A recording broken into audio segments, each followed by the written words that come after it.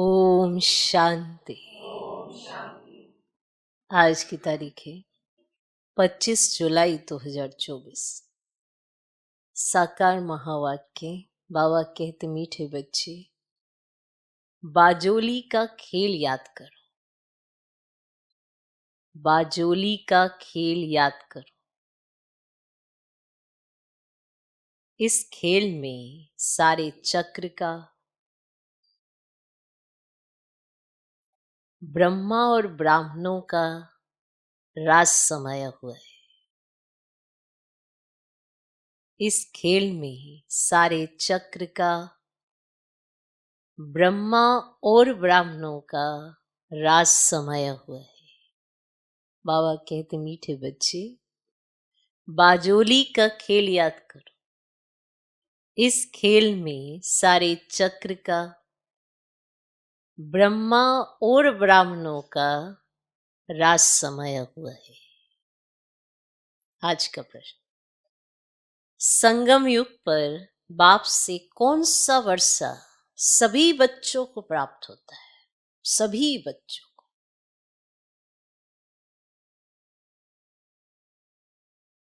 संगम युग पर बाप से कौन सा वर्षा सभी बच्चों को प्राप्त होता है? सभी बच्चों को। हाँ, वो अलग बात है कि वो यूज करे ना करे, पर प्राप्त सभी बच्चों को होता है। संगम युग पर बाप से कौन सा वर्षा सभी बच्चों को प्राप्त होता है? उत्तर, ईश्वरीय बुद्धि का। ईश्वरीय बुद्धि का। मिली है ना? मिली है ना? वो अलग बात है कि इस्तेमाल हो रावण बुद्धि, पर हमें मिली है संगम पर ईश्वरीय बुद्धि। एक रावण बुद्धि भी होती है जो कलयुग में है, और संगम पर ईश्वरीय बुद्धि मिली है। कौन कितना किस अंदाज में इस्तेमाल करता है, उसी के आधार पर वो अपना किरदार तय करता है बड़ा वंडर। देखो, हम सब एक्टर एक्ट्रेस हैं। एक्टर सब हैं, सब है, क्योंकि ये वर्ल्ड ड्रामा है। जितनी भी आत्माएं हैं सब क्या है? एक्टर है। एक्टर है ना? अच्छा, चलो, एक्टर सभी हैं, पर हीरो हीरोइन सभी नहीं है। एक्टर सभी हैं, किरदार बजाते हैं, सब एक्ट करते हैं, पर हीरो हीरोइन सभी नहीं है। क्या कमाल है। अब ये जो हीरो हीरोइन बनते हैं, उसका आधार क्या है? अब जो हीरो हीरोइन बनते हैं उसका आधार है एक्टिंग। एक्टिंग से ही तो पता चलता है कि ये सिर्फ एक्टर है या हीरो है या हीरोइन है। नहीं, चलो उस ड्रामा से देखते हैं। कितने सारे एक्टर हैं, पर उन एक्टर में हीरो हीरोइन कौन है, तो वो कैसे पता चलता है? एक्टिंग से ही पता चलता है ना। तो हमारे पास भी एक्टिंग करने का किरदार वो जो है हमको दिया हुआ है कि हम किस अंदाज में करते हैं, उसके आधार पर हम क्या बनते हैं? Hero heroine. अब एक्टिंग कैसे हो, उसके लिए मिलती है श्रीमत, क्योंकि ऐसे तो सभी एक्टर हैं, पर एक्टिंग करना भी कोई सिखाता है ना, तभी हीरो हीरोइन बनते हैं। तो संगम पर बाबा आता है, एक्टिंग करना सिखाता है, और उस एक्टिंग के बेस पर जो सीख जाता है वो हीरो हीरोइन बन जाता है। और सारे वर्ल्ड ड्रामा में उसी का गायन होता है, उसी के इर्द गिर्द ड्रामा चलता है। बड़ा वंडरफुल ड्रामा है वो। 3 घंटे का ड्रामा होता है, ये 5000 वर्ष का ड्रामा है। अब इस 5000 वर्ष के ड्रामा में हम क्या एक्टिंग करते हैं, इतना नहीं देखा जाता। सिर्फ संगम युग पर एक जन्म मिलता है कि हम क्या एक्टिंग करते हैं, क्योंकि डायरेक्टर भी नीचे उतरा हुआ होता है। सिखाने वाला भी उतरा हुआ है। इसी समय देखा जाता है कि कौन हीरो है, कौन हीरो है। क्या वंडरफुल खेल है। इसके लिए हमें ईश्वर का बनकर ईश्वरीय बुद्धि मिलती है, और उस ईश्वरीय बुद्धि से हम अपना ड्रामा में किरदार फिक्स करते हैं। सबके चेहरे तो सेम ही है, मतलब कि आंखें हैं, मुंह है, नाक है, कान है, सब सेम ही है। हाँ, फीचर्स अलग अलग हैं, वो अलग बात है, लेकिन बाकी सब तो सेम ही मिला है। 2 हाथ है, 2 पाँव है, सब कुछ सेम मिला। पर अब ये जो कॉस्ट्यूम मिली है, इसमें एक्टिंग कैसे करते हैं, उसके बेस पर हम हीरो हीरो। क्या वंडरफुल खेल है। इसके लिए हमको मिलती है ईश्वरीय बुद्धि कि हम ईश्वर के कहे अनुसार चलते हैं, तो हमारा किरदार कितना जबरदस्त होगा। और अगर अपनी मन मत चलाएंगे तो एक्टर तो होंगे, पर फेमस नहीं होंगे, पहचान में नहीं आएंगे। जन्मेंगे, जाएंगे, कुछ ऐसा किरदार नहीं बजाएंगे जो वाहवाही हो। तो संगम पर बाप से कौन सा वर्षा सभी बच्चों को प्राप्त होता है? उत्तर ईश्वरीय बुद्धि का। ईश्वर में जो गुण है वह हमें वर्षे में देते हैं। जो गुण है ईश्वर में वह हमें वर्षे में देते हैं। हमारी बुद्धि हीरे जैसी पारस बन रही है।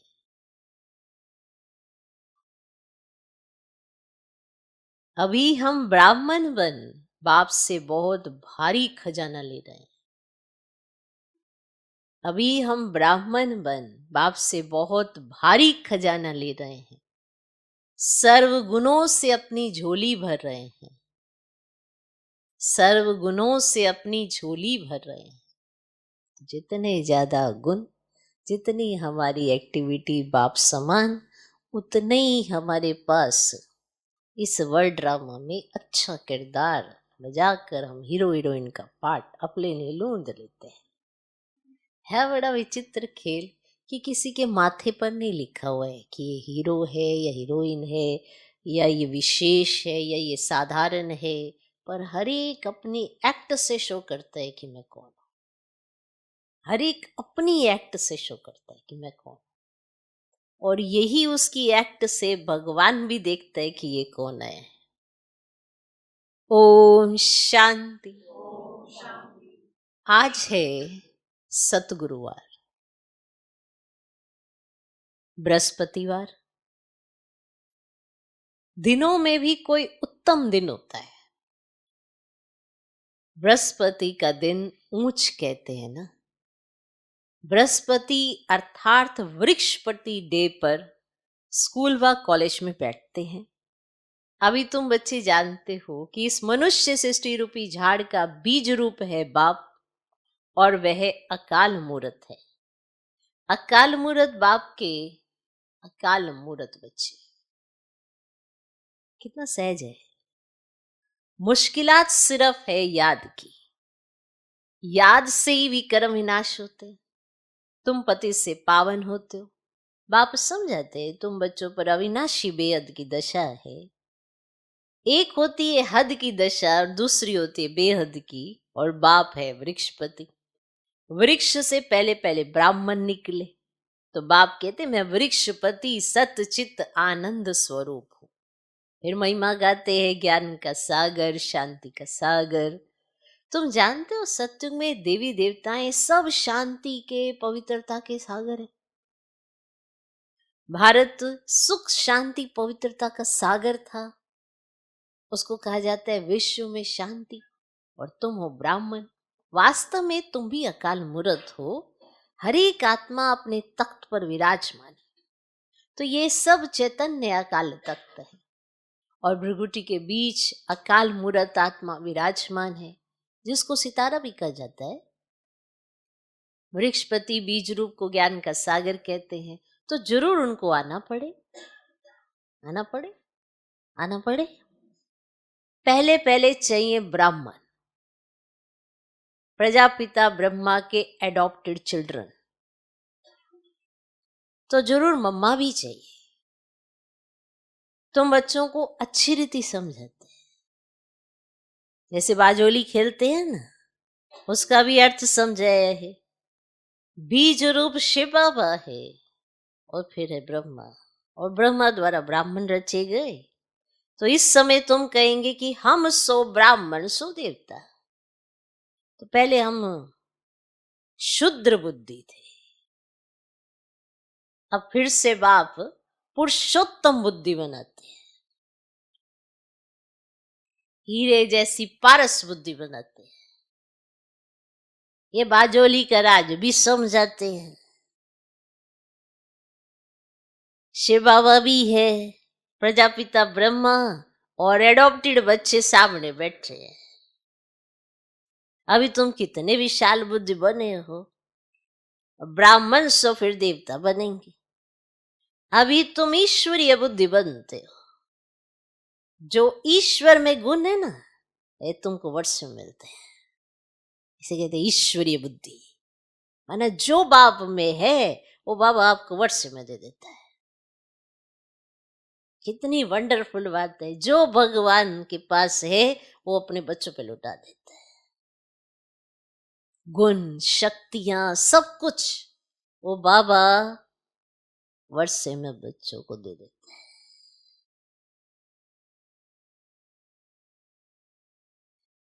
समझाते समय कितना बाबा देखो समझाते हैं ना, तो तुम भी समझाते समय ये भूलो मत। बाप ज्ञान का सागर है, नंबर 1। उनको ज्ञानेश्वर कहा जाता है। ज्ञान सुनाने वाला ईश्वर, और ज्ञान से होती है सदगति। पतितों को पावन बनाते ज्ञान और योग से। भारत का प्राचीन राजयुग मशहूर है, क्योंकि आयरन एज से गोल्डन एज बना था। तो ये तो समझाया है ना कि योग 2 प्रकार का है, एक है हठ योग और दूसरा है राजयोग। तो वे हद का और ये है बेहद का। तो वे है हद के सन्यासी और तुम हो बेहद के सन्यासी। तो वे घर बार छोड़ते हैं, तुम सारी दुनिया का सन्यास करते हो। वो तो सिर्फ घर बार ही छोड़ते हैं और तुम सारी दुनिया का सन्यास करते हो। अभी तुम हो प्रजापिता ब्रह्मा की संतान। ये छोटा सा नया झाड़ है, तुम जानते हो पुराने से नए बन रहे हैं, सैपलिंग लग रहा है। बरोबर हम बाजोली खेलते हैं, हम सो ब्राह्मण फिर हम सो देवता। 100 अक्षर जरूर लगाना है। हम ऐसे कहेंगे तो समझ में नहीं आए। हम सो माना हम ही, सिर्फ हम नहीं, हम सो। ठीक है, सिर्फ हम नहीं कहना है। क्या कहना? हम सो शूद्र थे, हम सो ब्राह्मण बने। यह बाजोली बिल्कुल भूलनी नहीं चाहिए। अब यह तो बिल्कुल सिंपल है, सहज है ना, और छोटे छोटे बच्चे भी समझा सकते हैं। हम 84 जन्म कैसे लेते हैं, सीढ़ी कैसे उतरे हैं, फिर ब्राह्मण बन पड़ते हैं, तो ब्राह्मण से देवता बनते हैं। तो अभी ब्राह्मण बन बहुत भारी खजाना ले रहे हैं, झोली भर रहे हैं। और ज्ञान सागर कोई शंकर को नहीं कहा जाता है, वे झोली नहीं भरते। यह तो चित्रकारों ने बना दिया है, शंकर की बात है नहीं। यह विष्णु और ब्रह्मा यहाँ के हैं। लक्ष्मी नारायण का युगल रूप ऊपर में दिखाया है। तो यह है इनका माना ब्रह्मा बाबा का अंतिम जन्म। तो पहले पहले यह विष्णु था, फिर 84 जन्मों के बाद यह बना है। तो इनका नाम मैंने ब्रह्मा रखा है। तो सबका नाम बदल दिया क्योंकि सन्यास किया ना, और शूद्र से ब्राह्मण बने हैं तो नाम बदल लिया। तो बाप ने बहुत रमणीक नाम रखे। तो अब तुम समझते हो, देखते हो, वृक्षपति इस रथ पर बैठा है, उनका यह काल तख्त है, इनका भी है। इस तख्त का वे लोन लेते हैं, उनको अपना तख्त तो मिलता नहीं। कहते मैं इस रथ में विराजमान होता हूं, पहचान देता हूं, मैं तुम्हारा बाप हूं, सिर्फ जन्म मरण में नहीं आता हूं, तुम आते हो। अगर मैं भी आऊं तो तुमको सतो प्रधान कौन बनाए? बताओ, तुमको तम प्रधान से सतो प्रधान कौन बनाने आएगा? अगर मैं भी जन्म मरण में आ जाऊं तो बनाने वाला तो चाहिए ना। इसलिए ही मेरा पार्ट ऐसा है। मुझे बुलाते भी हो ना कि हे पतित पावन नव, तो निराकार शिव बाबा को आत्माएं पुकारते, क्योंकि आत्माओं को दुख है। और भारतवासी आत्माएं खास बुलाते कि आकर पतितों को पावन बनाओ। सचु में तुम बहुत पवित्र सुखी थे, कभी भी पुकारते नहीं थे। तो बाप खुद कहते हैं तुमको सुखी बनाकर मैं फिर वानप्रस्थ में बैठ जाता हूं, वहां मेरी दरकारें नहीं। और भक्ति मार्ग में मेरा पार्ट है, फिर मेरा पार्ट आधा कल्प है ही नहीं। अब यह तो बिल्कुल सहज है, इसमें किसका प्रश्न उठ ही नहीं सकता। और गायन भी है, दुख में सिमरन सब करे, सुख में करे न कोई। और सत्युग त्रेता में भक्ति मार्ग होता ही नहीं, और ज्ञान मार्ग भी नहीं कहेंगे। तो ज्ञान तो मिलता ही है ना, देखो बच्चे, संगम पर, जिससे तो 21 जन्म प्रारब्ध पाते हो। नंबरवार पास होते हैं, फेल भी होते हैं। और तुम्हारी यह युद्ध चल रही है। तुम देखते हो जिस रथ पर बाप विराजमान है वे तो जीत लेते हैं, फिर अनन्य बच्चे भी जीत पा लेते हैं। जैसे कुमार का है, फलानी है, जरूर जीत पाएंगे, जरूर जीत पाएंगी। तो भूतों को आप समान बनाती है। तो बच्चों को यह बुद्धि में रखना है कि यह बाजोली है। छोटे बच्चे भी यह समझ सकते हैं, इसीलिए बाबा कहते बच्चों को भी सिखलाओ। उनको भी बाप से वर्षा लेने का हक है। जास्ती बात तो है नहीं। थोड़ा भी इस ज्ञान को जानने से ज्ञान का विनाश नहीं होता। और स्वर्ग में तो जरूर आ जाएंगे। जैसे क्राइस्ट का स्थापन किया हुआ क्रिश्चियन धर्म कितना बड़ा है। ये देवी देवताएं तो सबसे पहले और बड़ा धर्म है, जो 2 युग चलता है। तो जरूर उनकी संख्या भी बड़ी होनी चाहिए, परंतु हिंदू कहला दिया है।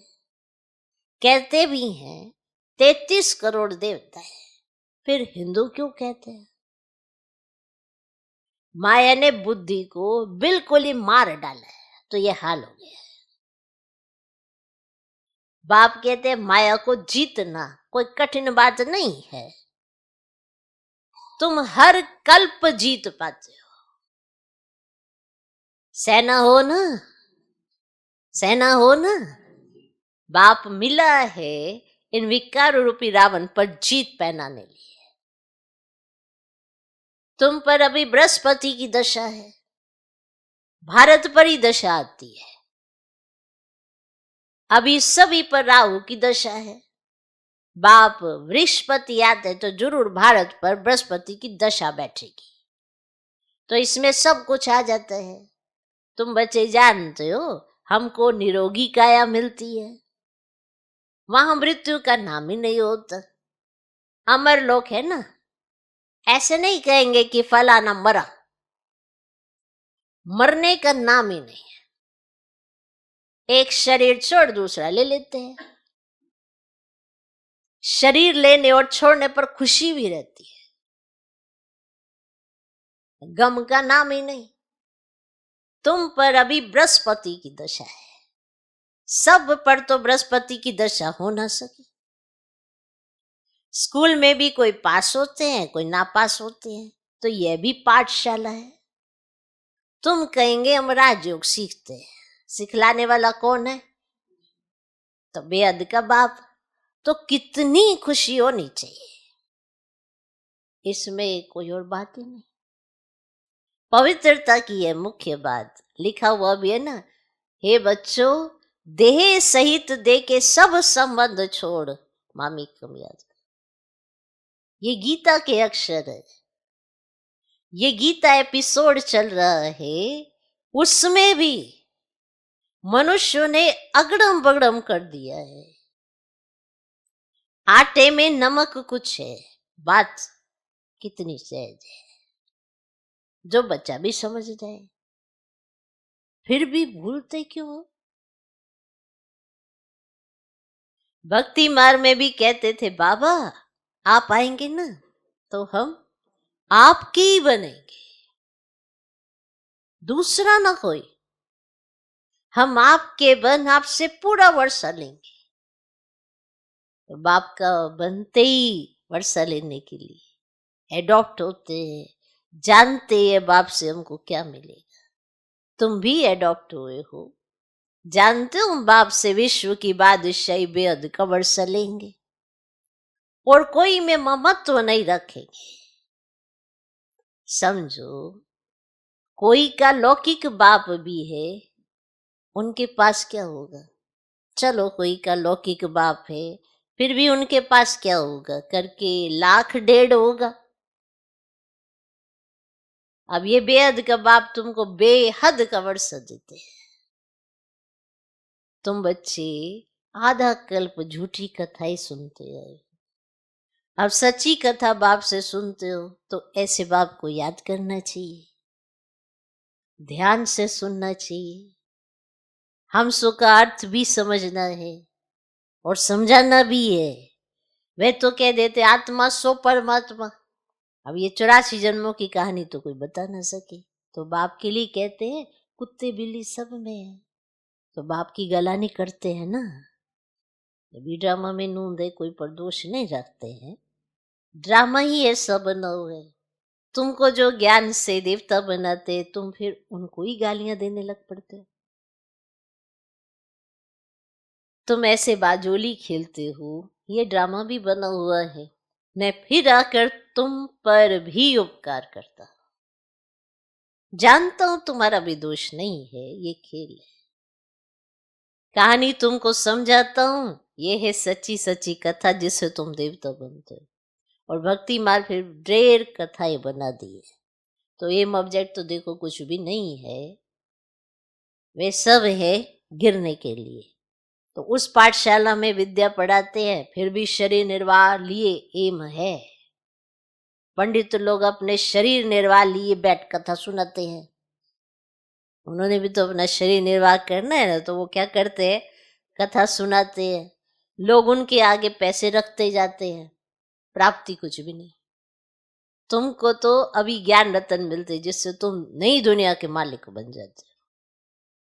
वहां हर चीज नई मिलेगी, नई दुनिया में सब कुछ नया होगा।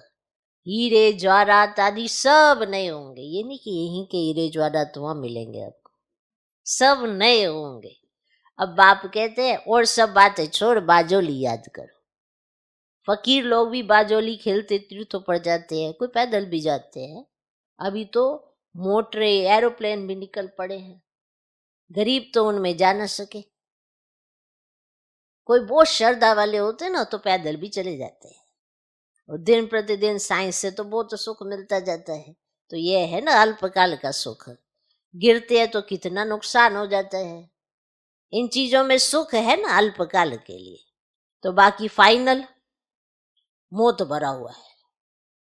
माने जितनी भी चीजें हैं अल्पकाल के लिए थोड़ी देर के लिए सुख देती हैं, बाकी मौत भरा हुआ है। तो वह है साइंस और तुम्हारी है साइलेंस। तो बाप को याद करने से सब रोग खत्म हो जाते हैं, निरोगी बन जाते हैं।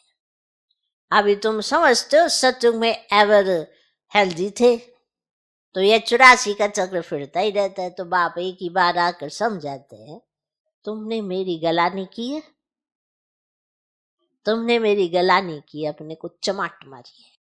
गलानी करते करते तुम शुद्र बुद्धि बन पड़े। अब सिख लोग भी कहते हैं जप साहेब को तो सुख मिले, अर्थार्थ मन मना भव। तो अक्षर भी 2 है और बाकी जास्ती माथा मारने की भी दरकार नहीं है। अब ये भी बाप ही आकर समझाते हैं। अभी तुम समझते हो साहेब को याद करने से तुमको 21 जन्म का सुख मिलता है, ये बात तो समझ में आती है। तो वह भी उसका रास्ता बताते हैं, परंतु पूरा रास्ता तो कोई जानते ही नहीं। सिमर सिमर सुख पाओ, तो तुम बच्चे जानते हो बरोबर से तुम्हें बीमारी आदि दुख की भी कोई बात ही नहीं होती। कोई बीमार नहीं पड़ता सत्युग में, कोई बीमारी नहीं होती। तो यह तो कॉमन बात है।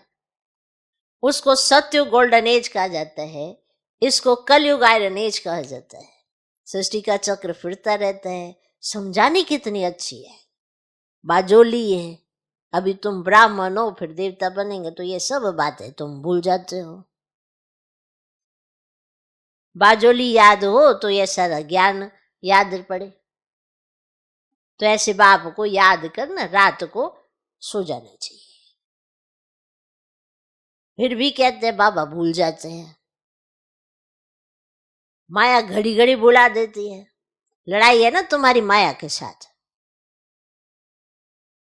और फिर आधा कल्प तुम उन पर राज्य करते हो। तो बात तो बहुत सहज बताते हैं। तो नाम है ही ना सहज ज्ञान सहज याद।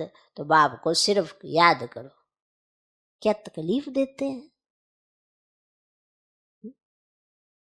बस याद करो। क्या कोई तकलीफ देते हैं? भक्ति मार्ग में तो तुमने बहुत तकलीफ ली है। दीदार के लिए गला काटने को भी तैयार हो जाते हैं, काशी कलवट खाते हैं। हाँ, जो निश्चय बुद्धि होकर करते हैं उनके फिर भी कर्म विनाश होते हैं। फिर नए सिर शुरू होगा हिसाब किताब। बाकी मेरे पास नहीं आते हैं। मेरी याद से भी कर्म विनाश होते हैं, ना कि जीव घात से। समझा? जीव घात से भी कर्म विनाश नहीं होते, मेरी याद से होते हैं। मेरे पास तो कोई आते नहीं। कितनी सहज बात है। यह बाजोली तो बूढ़ों को भी याद रहनी चाहिए और बच्चों को भी याद रहनी चाहिए। सुना, बूढ़ों को भी याद रहनी चाहिए और बच्चों को भी याद रहनी चाहिए। क्या बाजोली? अच्छा, मीठे मीठे सिकले दे बच्चों प्रति माता पिता बाप दादा का याद प्यारो गुड मॉर्निंग। रूहानी बाप की रूहानी बच्चों को नमस्ते। हम रूहानी बच्चों के भी रूहानी बाप को नमस्ते नमस्ते नमस्ते। Good morning good morning good morning. तो याद रहेगी बाजोली। क्या थे, क्या बने, क्या करना है, कैसा वर्षा लेना है, कैसी एक्ट करनी है, याद रहेगा सब। जो बनना चाहो इस समय बन सकते हो, आपके हाथ में है। क्योंकि भगवान ने तो सब आपके हाथ में दे दिया है ना। धारणा के लिए मुख्य सार। पहला पॉइंट, वृक्षपति बाप से सुख शांति पवित्रता का वर्षा लेने के लिए अपने आप को अकाल मूरत आत्मा समझ बाप को याद करो। बाप को याद करना है, ईश्वरीय बुद्धि बनानी है। वृक्षपति बाप से सुख शांति पवित्रता का वर्षा लेने के लिए अपने आप को अकाल मूरत आत्मा समझ बाप को याद करना है, ईश्वरीय बुद्धि बनानी है। दूसरा पॉइंट, बाप से सच्ची कथा सुनकर दूसरों को सुनानी है। बाप से सच्ची कथा सुनकर दूसरों को सुनानी है। माया जीत बनने के लिए आप समान बनाने की सेवा करनी है। माया जीत बनने के लिए आप समान बनाने की सेवा करनी है। बुद्धि में रहे हम कल्प कल्प के विजयी हैं।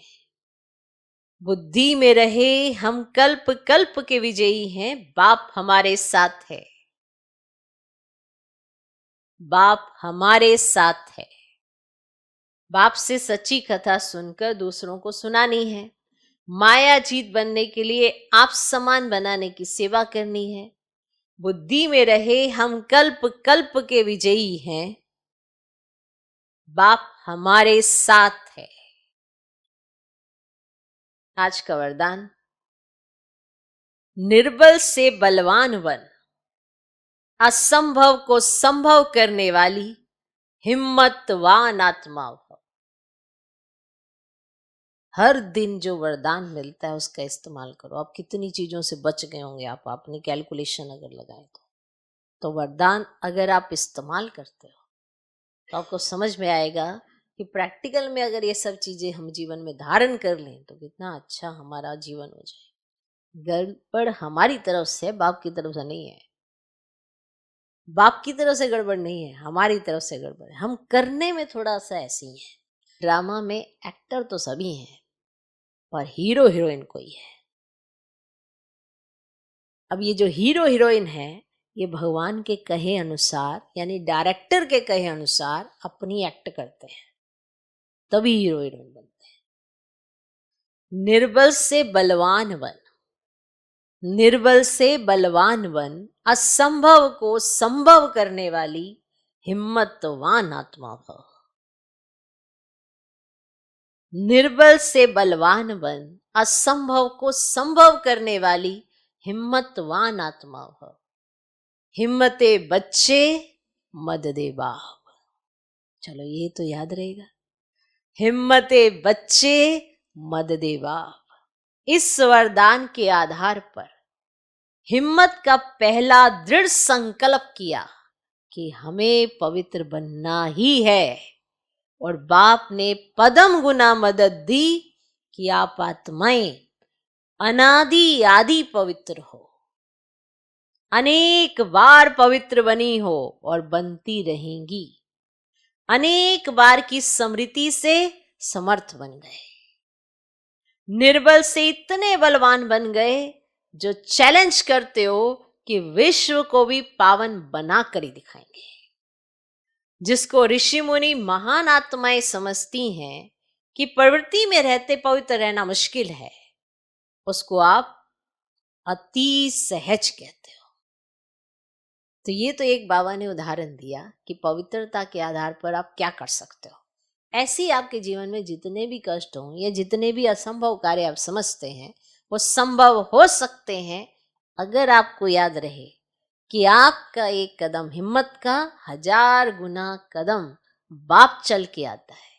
आप हमेशा याद रखते हो कि बाबा मदद करे, ये क्यों भूल जाते हो कि हिम्मत आप करें। आप हिम्मत तो करें, बाबा की मदद के साथ ही तो आपको सफलता मिलेगी ना। अपने आप कैसे सफलता प्राप्त कर लोगे, असंभव को संभव कैसे करोगे। इसीलिए कहा हिम्मत रखो, हिम्मतवान बनो। आज का श्लोक, दृढ़ संकल्प करना ही व्रत लेना है। दृढ़ संकल्प करना ही व्रत लेना है। सच्चे भक्त कभी व्रत को तोड़ते नहीं है।